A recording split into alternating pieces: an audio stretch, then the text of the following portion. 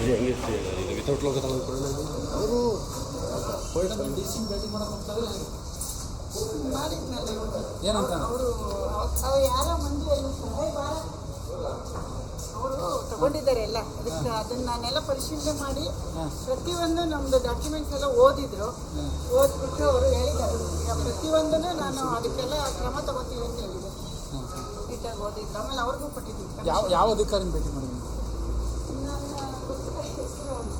D C ಅವರ ಅವರಿಲ್ಲ, madam ಇಲ್ಲ, ಎಲ್ಲ ರಜಾ ಹೋಗಿದ್ದಾರೆ. ಹಂಗಾಗಿ ಅವರಿಗೆ ನಾನು ಗಮನಕ್ಕೆ ತಂದಿದ್ದೀನಿ. ಅವ್ರಿಗೆ ಅವರು ಅದನ್ನು ನಾನು ಪರಿಶೀಲನೆ ಮಾಡ್ತೀನಿ ಅಂತ ಎಲ್ಲ ಸ್ಟಡಿ ಮಾಡಿ ಅವ್ರಿಗೆ ಎಲ್ಲದಕ್ಕೂ ನಾನು ಲೆಟ್ರ್ ಬರೆದು ಕಳಿಸಿ ನಾನು ಅದ್ರ ಬಗ್ಗೆ ಪರಿಶೀಲನೆ ಮಾಡ್ತೀನಿ ಅಂತ ಹೇಳಿದ್ದಾರೆ. ಆಮೇಲೆ ಸೆಕ್ಯೂರಿಟಿ ಕೊಡೋಕ್ಕೂ ನಾನು ಹೇಳ್ತೀನಿ ಅಂತ ಹೇಳಿದ್ದಾರೆ. ಪೊಲೀಸ್ಗೆ ಇನ್ಫಾರ್ಮ್ ಮಾಡ್ತೀನಿ ಅಂತ ಹೇಳಿದ್ದಾರೆ. ಅದು ಮಾಡಿ. Okay okay madam, thank you. ಇವಾಗ ಏನು ವ್ಯತ್ಯಾಸಗಳು ನಿಮ್ಮ ಗಮನಕ್ಕೆ ನೆನ್ನೆ ದಾಖಲೆ ಎಲ್ಲ ಕೊಟ್ಟಿದ್ದೀನಿ. ಯಾಕೆಂದ್ರೆ ಇಷ್ಟು ದಿನ ನಾನು ಅದನ್ನ ಸುಮ್ಮನೆ ಏನಕ್ಕೆ ಟಿವಿಲೆಲ್ಲ ತೋರಿಸೋದು, ಕೋರ್ಟ್ ಅಲ್ಲಿ ಇದೆ ಅಂತ ನಾನು ಇದ್ದೆ. ಅದು ತುಂಬಾ ಯಾವಾಗ ಇವ್ರ ಹತ್ರ ದಾಖಲೆ ಇಲ್ಲ ಅಂತ ಅವ್ರ ಕಡೆಯವರಿಂದ ನಮ್ಗೆ ರಾಂಗ್ ಮೆಸೇಜ್ ಬರ್ತಾ ಇತ್ತು. ಇದು ತಪ್ಪಾಗುತ್ತೆ. ನಾವು ಒಬ್ಬ ಸೆಲೆಬ್ರಿಟಿ ಆಗಿ ಮೆಸೇಜು ಕರೆಕ್ಟಾಗಿ ಕೊಡಬೇಕು ಅಂದ್ಬಿಟ್ಟು ನಾವೇನ್ ಮಾಡಿದ್ವಿ, ಇವಾಗ ಈ ಜಿಲ್ಲಾಧಿಕಾರಿ ಮತ್ತೆ SP ಅವ್ರ ಗಮನಕ್ಕೆ ತಂದಿದ್ದೀವಿ ಇದನ್ನ. ಯಾಕೆಂದ್ರೆ ಇಷ್ಟು ದಿವಸ ಬರೀ ಪೊಲೀಸ್ ಸ್ಟೇಷನ್ ಒಳಗಡೆ ಇತ್ತು. ನಿನ್ನೆ ಅಲ್ಲೂ ಹೋಗಿ ಅಲ್ಲಿ ನಿಮ್ಗೆ ದಾಖಲೆ ಒದಗಿಸಿದ್ದೀನಿ. ಇವತ್ತು ಇಲ್ಲಿ ನನ್ನ ಪ್ರಾಬ್ಲಮ್ಸ್ ಏನಿದೆ ಈ ಹಾಸನದ ಜಿಲ್ಲಾಧಿಕಾರಿ ಮತ್ತೆ DC ಆಫೀಸ್ ಅದಕ್ಕೂ ಕೊಟ್ಟಿದ್ದೀನಿ. ಅವರು ಎಲ್ಲ ಓದ್ಬಿಟ್ಟು ನಾನು ಮುಂದಿನ ಕ್ರಮ ನಾನು ತಗೋತೀನಿ ಅಂತ ಹೇಳಿದ್ದಾರೆ. ಆದಷ್ಟು ಬೇಗ ಮಾಡಿ ಇದಕ್ಕೊಂದು ಎಲ್ಲ ಕ್ಲಿಯರ್ ಮಾಡಿಸ್ತೀನಿ ಅಂತ ಹೇಳಿದ್ದೀನಿ. ಒಂದೇ ಸೈಟಿಗೆ ಒಂದೇ ಜಾಗಕ್ಕೆ ಎರಡೆರಡು ಖಾತೆ ನಂಬರ್ಗಳು, ಎರಡೆರಡು ಈ ಖಾತೆಗಳು ಬಂದಿರೋದು. ಈ ನಿಮ್ ದಾಖಲೆಗಳು ನೋಡಿದಾಗ ಇದ್ರ ಬಗ್ಗೆ ಏನಾದ್ರು ನಾನ್ ನಿಮಗೆ ಫಸ್ಟ್ ಡೇ ಹೇಳದ್ನಲ್ಲ, ಇದು ಫೇಕ್ ಮಾಡಿದ್ದಾರೆ, ಇದು ಯಾರೋ ನಟರಾಜ್ ಅನ್ನೋರು ಫೇಕ್ ಮಾಡಿದ್ದಾರೆ ಅಂತ. ನಮ್ಗೆ ಆಲ್ರೆಡಿ ಹಿಂದೆನೆ ಅವರು ನಟರಾಜು ಅವರು ಈ ಸೈಟ್ ಅವ್ರಿಗೆ ಗೊತ್ತು, ಆ ಏರಿಯಾ ಗೊತ್ತು. ನಟರಾಜು ಅಂದ್ರೆ ಅವನ ದೇವರಾಜು ಭಾವ, ಅವನು ನಟರಾಜು ಇಡೀ ಅವನೆಲ್ಲ ಯಾವ್ದೋ ಬೇರೆ ಊರಿಗೆ ಟ್ರಾನ್ಸ್ಫರ್ ಆಗಿದ್ದಾನಂತೆ. ಹಿಂದೆ ಇಲ್ಲಿ ಇದ್ನಂತೆ ಆ ಏರಿಯಾದಲ್ಲಿ. ಅವ್ನ್ ಮಾಡಿರೋದು ಅಂತ ನಿಮ್ಗೆ ಫಸ್ಟ್ ಡೇ ಹೇಳಿದೆ.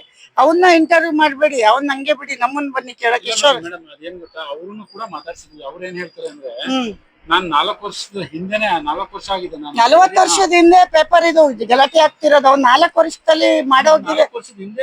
ನನಗೆ ಯಾರು ಮಾಡ್ಕೊಟ್ರು ಅಯ್ಯಪ್ಪನೇ ಅವ್ರಿಗೂ ಮಾಡಿದ್ದಾರೆ. ಫೇಕ್ ಮಾಡಿರೋದೇ ಅಯ್ಯಪ್ಪ ಅಂತ ನನಗೆ ಮಾಹಿತಿ ಇದೆ. ಕರ್ಸ್ ಕೇಳಿ ಅಯ್ಯಪ್ಪನ, ಆಯ್ತಾ? ಏತಕ್ಕೆ ಕೇಳ್ಬಾರ್ದು ನೀವು? ಈಗ ಯಾರ್ದು ತಪ್ಪು ಅಂತೀರಾ? ಅಧಿಕಾರಿಗಳದ್ದು ತಪ್ಪು ಅಂತೀರಾ? ಇಲ್ಲ ನಾನು ಹೇಳ, ನಾನು ಅಧಿಕಾರಿಗಳು ತಪ್ಪು ಹೇಳಲ್ಲ. ಇವಾಗ ನಾನ್ ಸೈಟ್ ತಗೊಂಡೆ ತಪ್ಪು, ಈಗ ಅದನ್ನ ಹೇಳ್ಬಲ್ಲೆ ನಾನು. ಯಾಕೆಂದ್ರೆ ಈಶ್ವರಮ್ಮ ಅಲ್ವಾ, ಏನ್ ಮಾಡಿದ್ರು ತಪ್ಪು ನಮ್ದು. ಅದೇ ಬೇರೆ ಯಾರಾದ್ರೂ ಆಗಿದ್ರು ನೀವು ಇಷ್ಟೊಂದು ಬಂದು ಕೇಳ್ತಾ ಇರ್ಲಿಲ್ಲ. ನಾವು ಕೋಟಿಗಟ್ಲೆ ಬಂಡವಾಳ ಹಾಕ್ಬಿಟ್ಟು ಕದ್ದು ಸೈಡ್ ತಗೊಂಡಿದೀವಿ ಅನ್ನೋ ತರ ನೀವು ಮಾತಾಡ್ದಂಗಿತ್ತು. ಇವಾಗ ನೀವಲ್ಲ, ಸಮಾಜ ನಾನು ಹೇಳ್ತಿರೋದು. ಅದನ್ನ ನಾನು ಕ್ಲಾರಿಟಿ ಕೊಟ್ಟಿದ್ದೀನಿ. ಅವ್ರ ಹತ್ರ ಯಾಕಿದೆ ಡೂಪ್ಲಿಕೇಟ್ ಅಂತ ಅವ್ರನ್ನ ಕೇಳಿ. ನಂದು ಯಾವ್ದು ಡೂಪ್ಲಿಕೇಟ್ ಇಲ್ಲ, ಕ್ಲಿಯರ್ ಇದೆ. ಪೇಪರ್ ಕೊಟ್ಟಿದ್ದೀನಿ ನಿಮ್ಗೆ, ಗೊತ್ತಾಯ್ತಾ? ನನ್ನ ಪೇಪರ್ ಕ್ಲಿಯರ್ ಆಗಿದೆ ಅಂತ ನಾನು ಕಾನೂನು ಪ್ರಕಾರ DC ಆಫೀಸು ಜಿಲ್ಲಾಧಿಕಾರಿಗೆ ತಲುಪಿಸಿದ್ದೀನಿ. ದಾಖಲೆ ಕೊಡ್ಬೇಕು ನಾನು. ಯಾಕೆಂದ್ರೆ ಇಷ್ಟಾದ್ಮೇಲೆ ಅವ್ರಿಗೆ ತಲುಪಿಸ್ಬೇಕು. ನಮ್ ಗಮನಕ್ಕೆ ಯಾಕೆ ತಂದಿಲ್ಲ ಅಂತಾರೆ.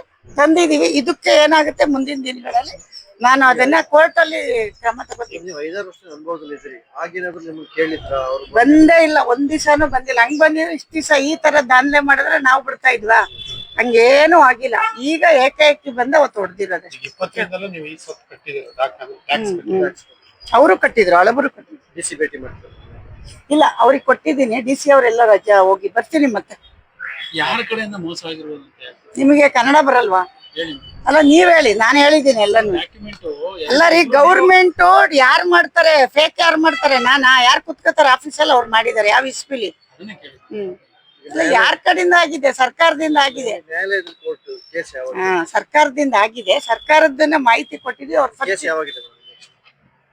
ಕೇಸನ್ನ ಯಾವ ನಮ್ ಲಾಯರ್ ಕೇಳ್ಬೇಕು, ನಂಗೆ ಗೊತ್ತಿಲ್ಲ. ಅದು ಅವ್ರು 2 ಕೇಸ್ ಏನೋ ಹಾಕಿದ್ದಾರೆ, ಡಿಫಾಮೇಶನ್ ಏನೇನೋ ಹಾಕಿದ್ದಾರೆ. ನಮ್ ಲಾಯರ್ ಕೇಳ್ಬೇಕು. ಹಂಗಾಗಿ ಬಂದ್ರು ತಗೊಳ್ಳಿ. ಡಬಲ್ ಡಾಕ್ಯುಮೆಂಟ್ಸ್ ಆಗಿದೆ ಅಂತನಾ? ಎರಡೆರಡು ಅಂತ ನೀವ್ ಹೇಳ್ತಾ ಇರೋದು. ಈಗ ನಮ್ ಸರ್ವೆ ನಂಬರ್ ಅಲ್ಲ ರೀ, 2 ಆಗಿಲ್ಲ ರೀ. ಫೇಕ್ ಒಂದು, ಒರಿಜಿನಲ್ ಒಂದು. ಅವ್ರ ಫೇಕ್, ನಮ್ದು ಒರಿಜಿನಲ್. 2 ಆಗಿಲ್ಲ. ಒರಿಜಿನಲ್ 2 ಯಾರು ಮಾಡಕ್ಕಾಗಲ್ಲ.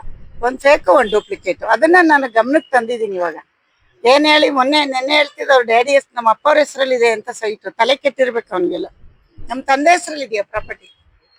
ನನ್ನ ಹೆಸರಲ್ಲಿ ತಾನೇ ಇದೆ. ಅದಕ್ಕೆ ನಿಮ್ ಗಂಡನ ಹೆಸರು ಕೊಟ್ಟಿಲ್ಲ, ನಿಮ್ ತಂದೆಯವ್ರ ಹೆಸರಲ್ಲಿ ರಿಜಿಸ್ಟರ್ ಆಗ್ಬೇಕಾದ್ರೆ ನಾವು ಕೇಳಿದ್ವಿ ನೋಟಿಸ್ ಸಲುವಾಗಿ ರೀ ಪುಷ್ಪ ಅರುಣ್ ಶ್ರೀಮತಿ ಪುಷ್ಪ ಅರುಣ್ ಕುಮಾರ್ ಅಂತ ಕೊಡ್ತಾರೆ. ಇತ್ತು ಅರುಣ್ ಕುಮಾರ್ ಅಂತ ನೀವು ಕೊಟ್ಟಿಲ್ಲ, ನೀವು ಕೊಟ್ಟಿರೋ ನೇಮ್ ಬೇರೆ ಇದೆ ಇಲ್ಲ ನಿಮಗೆ ಕನ್ನಡ ಬರಲ್ಲ ಅನ್ಸುತ್ತೆ. ಅವ್ರು ಹೇಳಿದ್ದು ಅವ್ರ ಅಪ್ಪ ಅವ್ರ ಹೆಸರಲ್ಲಿ ಪ್ರಾಪರ್ಟಿ ಇದೆ ಅಂತ ಕೇಳಿ ನೋಡಿ, ಇನ್ನೊಂದ್ಸರಿ ಅವ್ರ ಅಪ್ಪ ಅವ್ರ ಹೆಸರಲ್ಲಿ ಪ್ರಾಪರ್ಟಿ ತಗೊಂಡಿರೋದು ಅಂತ ಹೇಳಿರೋದಾಯ್ತು. ತಂದೆ ಯಜಮಾನ್ರ ಹೆಸರು ಬರುತ್ತಲ್ಲ ಪುಷ್ಪ ಅರುಣ್ ಕುಮಾರ್ ಅಂತ, ಅದ್ರ ನೋಟಿಸ್ ಅಲ್ಲಿ ಅದ್ ಯಾಕೆ ಕೊಟ್ಟಿಲ್ಲ ಅವರು ಅಷ್ಟೇ. ಓಕೆ.